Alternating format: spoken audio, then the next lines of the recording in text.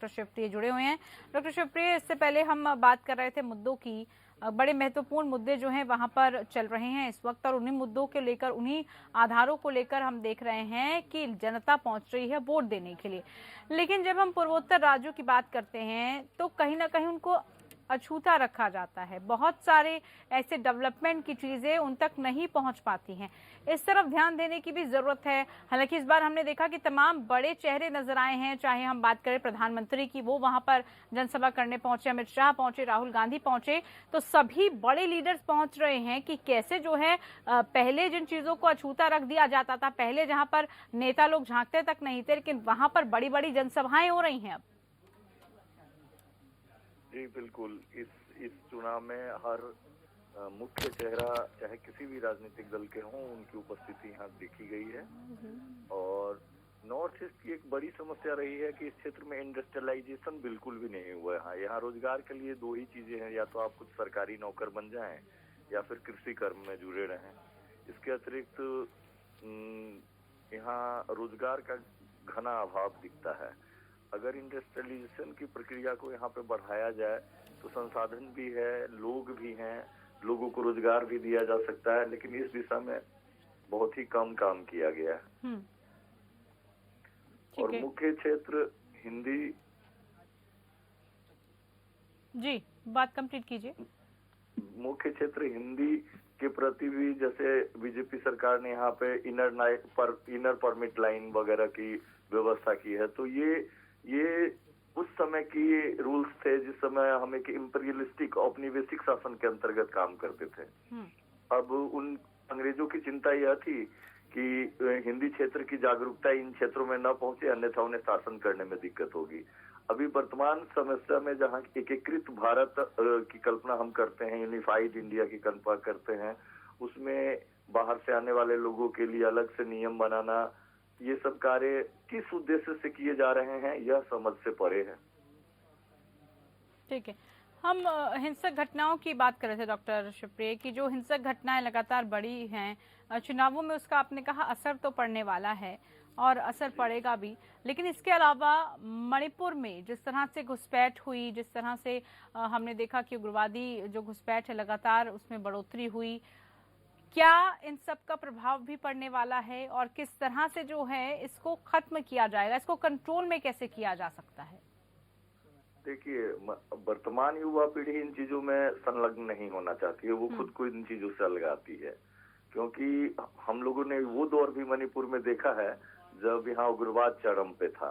और इन सबके पीछे जो सबसे बड़ा फैक्टर होता है वो रोजगार का न होना होता है। युवाओं के भविष्य अंधेरे में होते हैं।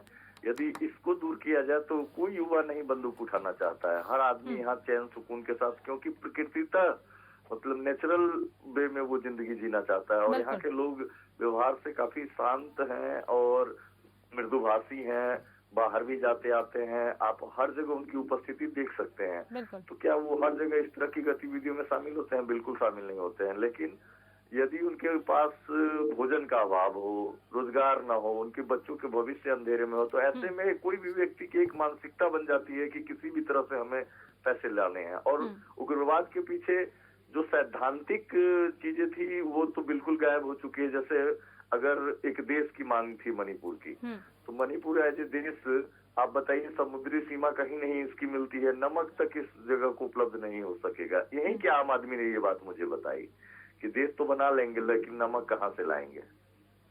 बिल्कुल। और दूसरा कि जो बाहरी देश हैं जैसे चाइना है, अन्य जो पावरफुल कंट्रीज है जो इंडिया के खिलाफ काम करती हैं जैसे पाकिस्तान है, तो उन लोगों के कंसाइनमेंट वगैरह इस बात के लिए ही यहाँ भेजे जाते हैं कि यहाँ उग्रवाद को बढ़ावा दिया जाए, चाहे वो फेक करेंसी हो, ड्रग्स हो, इलीगल आर्म्स हो, ये सारी चीजें वहां से मुहैया कराई जाती हैं। कई आपने तो सुना भी होगा कि कई सैन्य कार्रवाइयां बांग्लादेश और म्यांमार में जाकर भारतीय सेना ने कॉम्बिंग ऑपरेशन के थ्रू करके इन चीजों को समाप्त कर रहे हैं। इरिडिकेशन की सारी प्रक्रिया चलाई गई है। तो आज की डेट में ये काफी शांत स्टेट है उन चीजों को लेकर के। और जो भी हिंसक घटनाएं घट रही हैं उसके पीछे आर्थिक गतिविधियां हैं। इस चीज को भी ध्यान देना होगा कि बिल्कुल। हैं। डॉक्टर जैसे शिवप्रिय जी, कुकी मिलिटेंट्स की बात करें तो इस बार जो है उन्होंने ये कहा है कि वोटर्स को, बीजेपी को वो सपोर्ट करें, क्योंकि अमित शाह ने जिस तरह से बोला था कि कुकी मिलिटेंट्स प्रॉब्लम को वो सॉर्ट आउट कर देंगे, इलेक्टोरल कर देंगे इस सबको। आपको लग रहा है इसका असर पड़ने वाला है इस बार? कुकी जनसंख्या का प्रतिशत कितना है जो इस बात पर असर पड़ेगा? यहाँ मुख्य रूप से मैतेई जाति रहती है और मणिपुरी ट्राइब्स रहते हैं। तो उनका वोट प्रतिशत इतना कम है कि इन चुनावों में इस पर कोई खास असर नहीं पड़ने वाला है। बिल्कुल असर नहीं पड़ेगा। उसके बावजूद भी जो है काफी एक्टिव हमने देखा कि रहे हैं वो, और इस तरह ये बार बार इसीलिए उठाया जा रहा सवाल क्योंकि बार बार ये मुद्दा काफी हाईलाइटेड रहा था। और जिस आपने बात की भाषा की, क्योंकि हमने ये भी देखा है कि मैतेई समुदाय का असर वहां पर अच्छा खासा है, तो वर्चस्व भी रहता है ऐसे समुदायों का। क्या वहां पर धार्मिक या फिर भाषाई किसी तरह का भी विवाद उत्पन्न रहा है? क्या इसको भी तमाम पॉलिटिकल पार्टीज सुलझाने में असमर्थ रही हैं? क्योंकि अक्सर ये भी कहा जाता है कि ये भी एक बड़ा मुख्य इशू मणिपुर में रहा है। भाषा से संबंधित विवाद है। आपको ये पता होना चाहिए कि यहाँ पे जो लिपि है वो बांग्ला स्क्रिप्ट चलती है, जो कि थोपी गई लिपि है मणिपुरी समाज पे। इनकी अपनी लिपि जो है मैतेई लोन है। तो जो उग्रवाद का दौर था उसमें भी इनकी एक मुख्य मांग भाषा को लेकर रही है कि यहाँ से बांग्ला स्क्रिप्ट हटाया जाए और मैतेई लोन को बहाल कराया जाए, क्योंकि इनके राजा चूड़ाचांद सिंह ने बनारस में हिंदू धर्म अपना लिया तो रातों रात मणिपुर को हिंदू राष्ट्र के रूप में बदलना पड़ा। क्योंकि यहाँ राजा सिस्टम हुआ करता था, राजतंत्र था, तो राजा जिस धर्म को स्वीकार करता था जनता उसी धर्म को लेकर चलती थी। लेकिन 70 के दशक में उग्रवाद के पनपने के पीछे जो सबसे बड़ा रीजन रहा था उसमें एक भाषा थी और एक धार्मिकता थी। अब हिंदू धर्म के होने के बावजूद इनके अपने देवी देवता जो लोकल गॉड गॉडेस हैं उनको ही काफी महत्व देते हैं। सांस्कृतिक रूप से काफी इनका रिच पूरा प्रैक्टिस है। अब बाहर से अडॉप्शन जो इन्होंने किया है उसको लेकर काफी विरोध रहा है और वो अब लगभग समाप्त भी है, क्योंकि लोगों में शिक्षा आई है, वो बाहर जाते आते हैं, देखते हैं, चीजों को समझते हैं। कई पारिवारिक संबंध तक अब कायम होने लगे हैं बाहर से। तो कल्चरल एक्सचेंज के तहत, सोशल एक्सचेंज के तहत चीजें बदलनी शुरू हो गई है। तो ये समस्या धीरे धीरे अब गौन होती जा रही है, इसीलिए उग्रवाद का प्रभाव भी कम हुआ है। बिल्कुल। चलिए चर्चा करेंगे इसी पर, और फिलहाल ब्रेक के लिए रुक रहे हैं, जल्द हाजिर होंगे।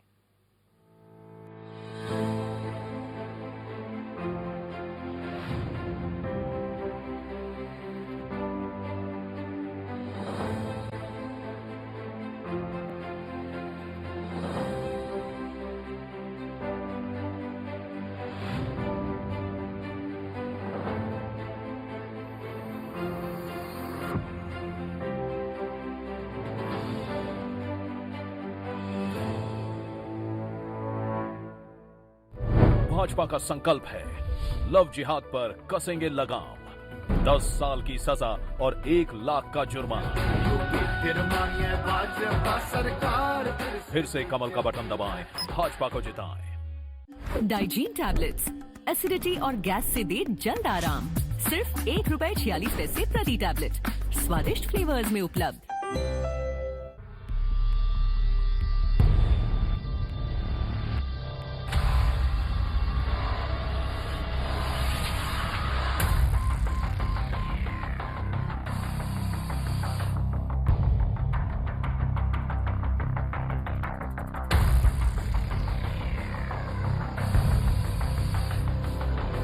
India Legal makes the difference because we bring you only the news that count. India Legal, stories that count.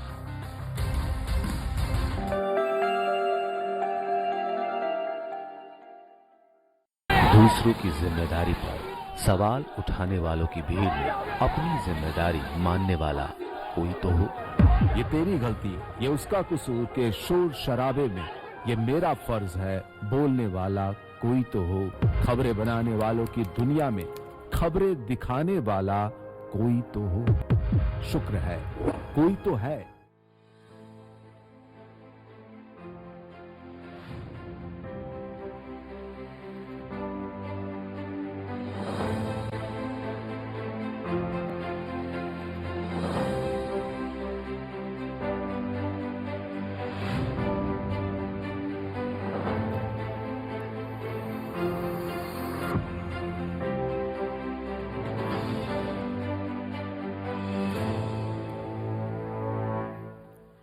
Break के बाद एक बार फिर से स्वागत है आप सभी का। बात आज मणिपुर के विधानसभा चुनाव की हम कर रहे हैं। पहले चरण में आज मतदान हो रहा है और इस बीच जो है आपको बता दें कि तमाम जो लोग हैं वोट डालने के लिए पहुंच रहे हैं।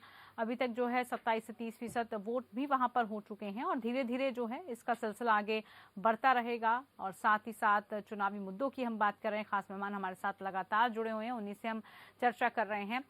जैसे आपने डॉक्टर शिवप्रिय बताया है कि कुछ सदाबहार मुद्दे रहते हैं, जैसे महंगाई हो गया, डेवलपमेंट, इंफ्रास्ट्रक्चर, इनको लेकर हर राज्य जो है अपने चुनावी मुद्दों के अंतर्गत इनको लाता है। यही जनता की जो है बुनियादी सुविधाएं, जो हम कहते हैं बुनियादी जो फैसिलिटीज हैं, उनको मिलनी चाहिए। लेकिन इसके अलावा पर्यटन की दृष्टि से हम देखें तो मणिपुर में इस सब को इस रोजगार के तौर पर आयाम स्थापित करना बहुत महत्वपूर्ण है कि वहाँ पर पर्यटन स्थल बढ़े, या फिर क्योंकि कृषि क्षेत्र वहाँ पर ज़्यादा है तो किसानों के लिए कृषि क्षेत्र को बढ़ावा देने के लिए वहाँ पर ऐसी कोई स्ट्रैटेजी, रणनीति नहीं बनाई गई है जिससे जो वहाँ का एक आम शख्स है, जो वहाँ का लोकलाइट है, वो वहीं पर रहे, पलायन करने के बजाय वहीं पर उसको इतने सारे रोजगार मिले कि वो उस क्षेत्र में रह के विकास कर पाए। जी, जैसा आपने कहा कि पर्यटन को पहले लेते हैं, भारत में बहुत कम ऐसे शहर हैं जिसके बीचों बीच नदी गुजरती हो। इम्फाल सिटी में आप अगर आएंगी तो देखेंगे कि बीच शहर में 2-3 नदियां बहती है। यदि उसको पर्यटन के दृष्टिकोण से उसका विकास किया जाए तो काफी पर्यटन में बढ़ावा हो सकता है। और नॉर्थ ईस्ट में वैसे भी स्वच्छता एक बेसिक मूल्य है यहाँ के आम आदमी का। लोग साफ सफाई के साथ जीते हैं और वो चाहते हैं कि उनका शहर, उनके मोहल्ले, उनके जो भी दर्शनीय स्थल है वो काफी अच्छे ढंग से रखे जाएं, जिस पर कि सेंट्रल गवर्नमेंट का कोई ध्यान नहीं है, उस पर फंडिंग नहीं होती है कई बार जी। उसके अलावा आपने कहा है बुनियादी व्यवस्थाएं, तो बुनियादी व्यवस्थाओं में सबसे बड़ा रोल सेंटर का होता है। स्टेट अपने आप में इतना ज्यादा सक्षम नहीं है कि चीजों को वो खुद के सहारे डेवलप कर सके। बिल्कुल। और जैसा कि हम लोग जानते ही हैं कि पूर्वोत्तर भारत को लेके खासतौर से दिल्ली काफी मतलब उदासीन रवैया अख्तियार करता रहा है, चाहे सरकार किसी की भी हो। तो इन क्षेत्रों में अगर निवेश किया जाए तो काफी अच्छा इसका रिटर्न आ सकता है, लेकिन अभी तक इस तरह की कोई योजना सामने नहीं है। बिल्कुल, इन्हीं पर जो है काम करने की जरूरत है। डॉक्टर शिवप्रिय, बहुत शुक्रिया आपका, आप जुड़े हमारे साथ, राजनीतिक विश्लेषक जिन्होंने तमाम जानकारी मणिपुर को लेकर दी। अब सीधा रुख देवरिया का करते हैं, संबोधन वहां पर चल रहा है, सीधा उसी को सुनते हैं। लेकिन मैंने कभी विकास बताओ कौन कराया है तुमने? वो कहते हैं हमने कब्रिस्तान की बाउंड्री बना दी, उनके लिए विकास कब्रिस्तान की बाउंड्री उनका विकास है। लेकिन हमारा विकास चीनी मिल है, हमारा विकास मेडिकल कॉलेज है, हमारा विकास घर घर बिजली है, हमारा विकास घर घर नल है, हमारा विकास गाँव गाँव की सड़कें हैं, हमारा विकास हर घर में राशन की सुविधा देना है, हर बेटी को सुरक्षित माहौल देना है। और इसलिए भाइयों बहनों, आज मैं आपके पास आया हूं आपसे कहने के लिए, हमने जो कहा सो करके दिखाया।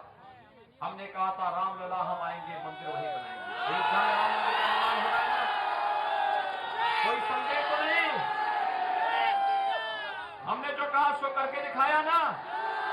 तो भाइयों बहनों, हम जो कहेंगे सो करके दिखाएंगे। विकास भी होगा और बुलडोजर भी चलेगा, सहमत है? और इसीलिए मैं आया हूं, 3 मार्च को चुनाव होना है। भारी बहुमत से साई जी को चुनाव जिता करके भेजेंगे, भारी बहुमत से, हर गांव से, हर बूथ से, हर सेक्टर और हर वार्ड से, हर मंडल से सभी लोग सहमत हैं। लेकिन इसकी पहली शर्त है, पहले मतदान।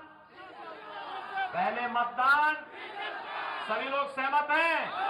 दोनों हाथ उठा करके मेरे साथ बोलेंगे जहां तक मेरी आवाज जा रही है, भारत माता की, भारत माता की, भारत माता की।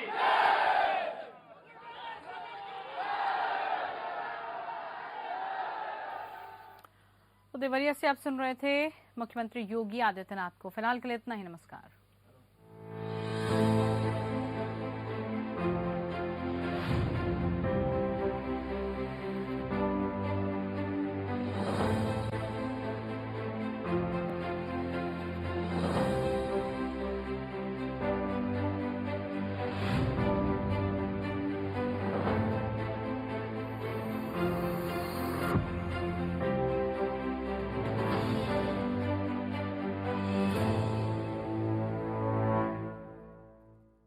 बहुजन समाज पार्टी की राष्ट्रीय अध्यक्ष बहन कुमारी मायावती जी की उत्तर प्रदेश की जनता से अपील है कि वे सामाजिक एवं आर्थिक परिवर्तन के महानायक महात्मा ज्योतिबा फूले, छत्रपति शाहूजी महाराज, नारायणा गुरु बाबा साहेब डॉक्टर भीमराव अंबेडकर व मान्यवर श्री कांशीराम जी आदि के सपनों को साकार करने तथा प्रदेश में विकास एवं कानून का राज कायम करने हेतु बीएसपी की सरकार बनाने के लिए पार्टी के सभी विधानसभा प्रत्याशियों को हाथी चुनाव चिन्ह के सामने वाले बटन को दबाकर उन्हें जरूर विजयी बनाएं। क्या कमाल है, निरंतर शोध, अति उत्तम क्वालिटी बहुत बढ़िया। और इसका स्वाद आपके व्यंजनों को और भी अधिक स्वादिष्ट बनाए। देगी मिर्च का तड़का, अंग अंग फड़का, MDH की देगी मिर्च। रूप मंत्रा आयुर्वेदिक फेस वॉश, इसमें है क्यूकम्बर के प्योर एक्सट्रैक्ट्स जो नेचुरली चेहरे को मॉइस्चराइज रखे। ये कोई कॉस्मेटिक नहीं, आयुर्वेदिक औषधि है। लोकतंत्र उस महान इंसान का सपना था। शहादत हासिल करते हर सेनानी की उम्मीद थी। जेपी आंदोलन से 16 साल की भूख हड़ताल तक, मजहबों से लेकर टहती समाज की दीवार तक,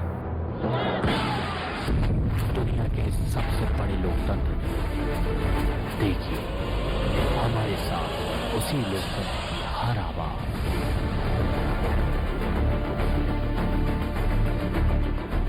बहुजन समाज पार्टी की राष्ट्रीय अध्यक्ष बहन कुमारी मायावती जी की उत्तर प्रदेश की जनता से अपील है कि वे सामाजिक एवं आर्थिक परिवर्तन के महानायक महात्मा ज्योतिबा फूले, छत्रपति शाहूजी महाराज, नारायणा गुरु बाबा साहेब डॉक्टर भीमराव अंबेडकर व मान्यवर श्री कांशीराम जी आदि के सपनों को साकार करने तथा प्रदेश में विकास एवं कानून का राज कायम करने हेतु बीएसपी की सरकार बनाने के लिए पार्टी के सभी विधानसभा प्रत्याशियों को हाथी चुनाव चिन्ह के सामने वाले बटन को दबाकर उन्हें जरूर विजयी बनाएं। दूसरों की जिम्मेदारी पर सवाल उठाने वालों की भीड़ में अपनी जिम्मेदारी मानने वाला कोई तो हो। ये तेरी गलती, ये उसका कसूर के शोर शराबे में ये मेरा फर्ज है बोलने वाला कोई तो हो। खबरें बनाने वालों की दुनिया में खबरें दिखाने वाला कोई तो हो। शुक्र है कोई तो है।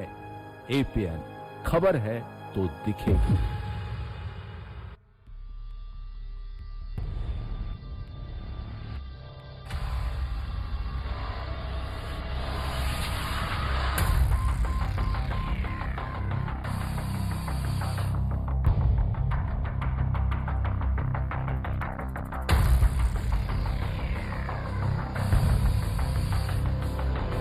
India Legal makes the difference because we bring you only the news that count. India Legal, stories that count.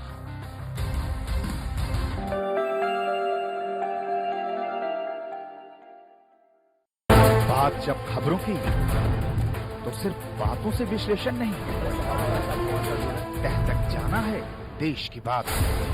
जिंदगी को उसी के घर में टटोलना है, उसकी गूंज देश के सामने ले जाना है देश की बात। खबरों का पूरा सच है देश की बात। नमस्कार, देश की बात के साथ मैं हूं आपके सामने राजश्री।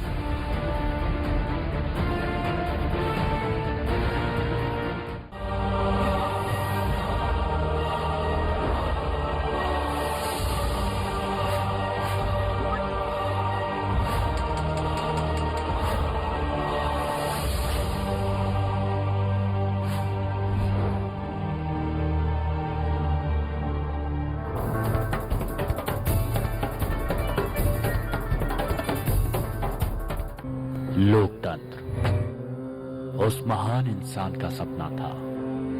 शहादत हासिल करते हर सेनानी की उम्मीद थी। जेपी आंदोलन से 16 साल की भूख हड़ताल तक, मजहबों से लेकर टहती समाज की दीवार तक, दुनिया के सबसे बड़े लोकतंत्र ने देखिए हमारे साथ उसी लोकतंत्र की हर आवाज।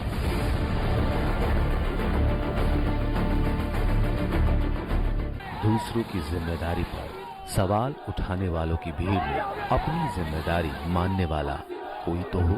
ये तेरी गलती, ये उसका कसूर के शोर शराबे में ये मेरा फर्ज है बोलने वाला कोई तो हो। खबरें बनाने वालों की दुनिया में खबरें दिखाने वाला कोई तो हो। शुक्र है कोई तो है। एपीएन खबर है तो दिखेगी।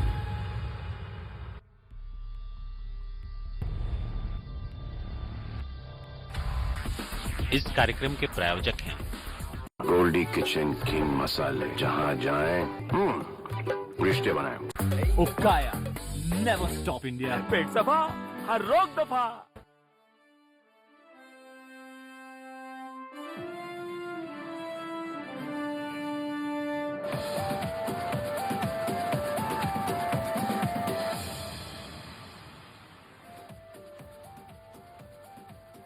कल महाशिवरात्रि पर्व पर भगवान केदारनाथ के कपाट खोलने की तिथि होगी घोषित। मंदिर समिति की ओर से की गई तैयारियां पूरी, कोविड गाइडलाइन का किया जाएगा पालन। गढ़वाल विश्वविद्यालय के शोध छात्रों के खोजे गए क्षुद्र ग्रह की खोज करेगा नासा। अमेरिका के पेन स्टार्स टेलीस्कोप की मदद से छात्रों ने ग्रह की खोज की थी। राजधानी दून में चल रहे स्मार्ट सिटी के कामों पर लगातार खड़े हो रहे सवाल। पूर्व मेयर विनोद चमोली ने अधिकारियों पर लगाए लापरवाही के आरोप। काम की धीमी गति पर जताई चिंता।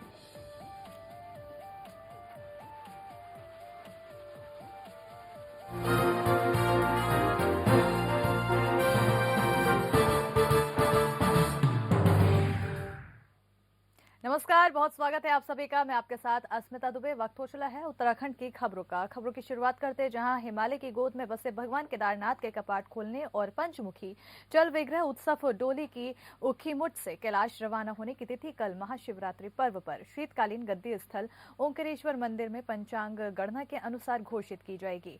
मंदिर समिति की ओर से कपाट खोलने की तिथि घोषित होने की सभी तैयारियां पूरी कर ली गई है और साथ ही भगवान केदारनाथ के शीतकालीन गद्दी स्थल ओंकारेश्वर मंदिर को अनेक प्रकार के फूलों से सजाया गया है। मंदिर समिति के अधिकारियों ने बताया है कि भगवान केदारनाथ के कपाट खोलने की तिथि घोषित करते समय कोविड-19 की गाइडलाइन का सख्ती से पालन किया जाएगा।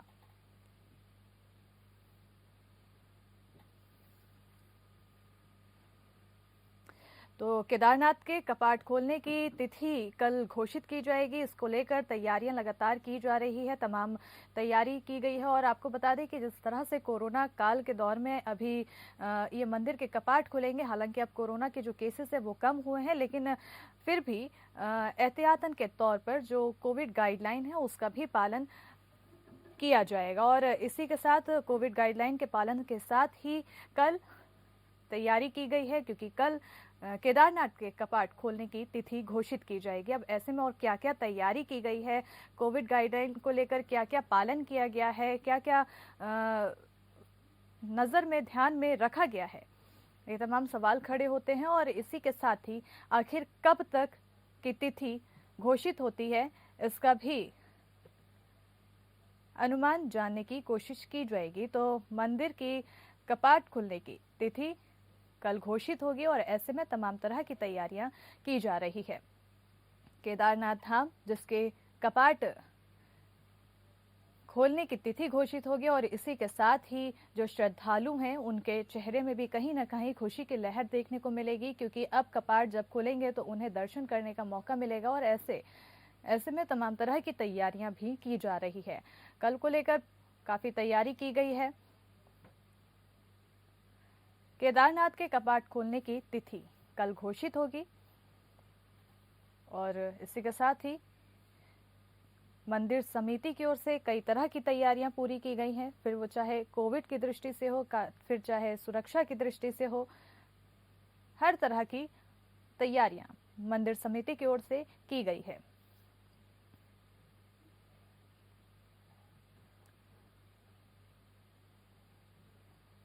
आपको बता दें कि इसी के तहत मंदिर को फूलों से सजाया भी गया है। मंदिर समिति की ओर से कपाट खोलने के लिए तिथि घोषित होने की सभी तैयारियां पूरी कर ली गई है। और आपको बता दें कि भगवान केदारनाथ के शीतकालीन गद्दी स्थल ओंकारेश्वर मंदिर को कई तरह के फूलों से सजाया भी गया है। मंदिर समिति के अधिकारियों ने इस पर कई तरह की जानकारी दी है। उन्होंने बताया है कि भगवान केदारनाथ के कपाट खोलने की तिथि घोषित करते समय कोविड-19 की गाइडलाइन का सख्ती से पालन भी किया जाएगा।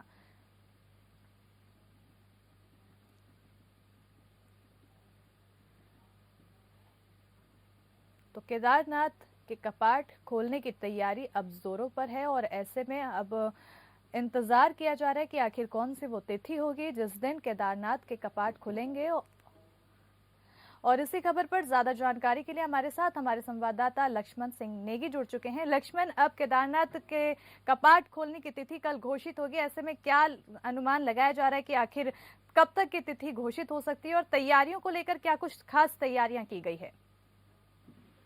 द्वादश ज्योतिर्लिंगों में अग्रणी व पर्वतराज हिमालय की गोद में बसे भगवान केदारनाथ के कपाट खोलने की तिथि कल महाशिवरात्रि पर्व पर शीतकालीन गद्य स्थल ओंकारेश्वर मंदिर ऊखी मठ में रावल भीमा संगरलिंग विद्वान आचार्यों व हक हकूकधारियों की मौजूदगी में पंचांग गणना के अनुसार घोषित कर दी जाएगी। जी। मंदिर समिति द्वारा भगवान केदारनाथ के शीतकालीन मंदिर ओंकारेश्वर मंदिर को लगभग 8 क्विंटल फूलों से भव्य रूप दिया गया है, सजाया गया है। और मंदिर समिति के अधिकारियों का कहना है कि मानना है कि कल महाशिवरात्रि पर जो भी धार्मिक अनुष्ठान या तिथि घोषित होने की प्रक्रिया होगी उसमें कोविड गाइडलाइन का विशेष ध्यान रखा जाएगा और श्रद्धालुओं द्वारा पूजा अर्चना कीर्तन भजन और जलाभिषेक किया जाएगा। और दूसरी तरफ आज तहसील प्रशासन के नेतृत्व में लोक निर्माण विभाग का लगभग 5 सदस्यीय दल पैदल गौरी कुंड से भीमबली तक पैदल मार्ग की व्यवस्थाओं का जायजा लेने के लिए गया है कि आगामी मई माह में होने वाली चारधाम यात्रा का बिल्कुल। तो श्रद्धालुओं के लिए कहीं ना कहीं कल दोहरी खुशी है क्योंकि कल महाशिवरात्रि है, एक तरफ वो पूजा अर्चना करेंगे, वहीं दूसरी ओर केदारनाथ के कपाट खोलने की तिथि घोषित होगी। तमाम जानकारी के लिए बहुत बहुत शुक्रिया लक्ष्मण। बढ़ते हैं आप खबरों की ओर, जहां कांग्रेस चुनाव संचालन समिति के अध्यक्ष और उत्तराखंड के पूर्व मुख्यमंत्री हरीश रावत को लोहाघाट विधानसभा से बीजेपी विधायक पूरन सिंह फर्त्याल उत्तराखंड का नेता नहीं मानते हैं और उनका कहना है कि हरीश रावत सिर्फ पलायन करने वाले नेता हैं।